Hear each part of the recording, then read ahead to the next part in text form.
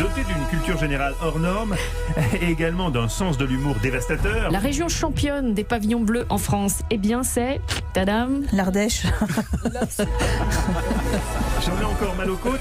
Et Maroc, c'est aussi une expertise Vous avez même pas inouïe rigolé, en matière de j'étais programmes déçue. télé. Ouais. Chaque soir, elle nous dégote le film, la série qui va bien. Et aujourd'hui, Eva, qui a eu la chance de décrocher le label rock? Alors on en a parlé un peu la semaine dernière parce que le film est sorti vendredi sur Netflix.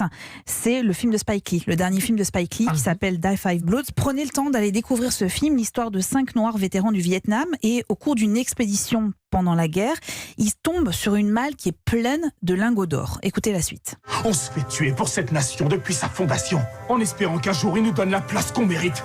Ils nous ont juste filé un bon coup de pompe dans le cul. Ce que je dis, c'est qu'on récupère ces lingots d'or et on les cache bien comme il faut. Pas question qu'on les laisse récupérer notre salaire.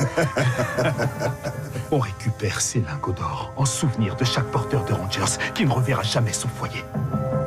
Et pour nos frères et sœurs volés à notre mère l'Afrique et débarqués en Virginie, ça fait presque 350 ans, on offrira ces lingots d'or à notre peuple. Alors, évidemment, je vous la conseille en version originale. C'est Vous mieux. imaginez bien, Norman, que vous venez d'entendre, lui, va être tué au combat. Et on va retrouver donc les 4 autres compagnons de guerre de ce Norman, des années plus tard, de retour sur cette terre du Vietnam pour dénicher en fait les lingots, pour les retrouver. Ils l'ont planqué. Et ils l'ont Génial. planqué, voilà. Mais l'argent, vous le savez, ça fait un peu tourner la tête. Et en fait, ce qui ressemble à des retrouvailles se transforme rapidement en règlement de compte. Ça, c'est pour le côté vraiment action du film, aux allures très tarantinesques, si je peux me permettre J'allais vous ce dire, mot-là. ouais. Parce que vraiment, il y a des scènes où on a l'impression que c'est Tarantino qui a filmé. Alors moi, j'ai quand même un gros bémol. Le film est long, très très long, 2h35.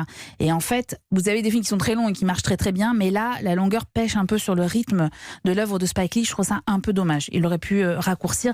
Mais sinon, c'est extrêmement intéressant sur la situation politique et sur la situation de la communauté noire pendant la guerre du Vietnam. Et est-ce que la musique vous a plu? Alors, on en a parlé l'autre jour avec Fred Goati. La musique est formidable. Toute la BO est extraordinaire. Vraiment. Avec autant des standards que des musiques originales. C'est vraiment très réussi. À découvrir en VO, si Sur possible, Netflix, on l'aura ouais. compris, et sur Netflix. Merci beaucoup, Eva Rock.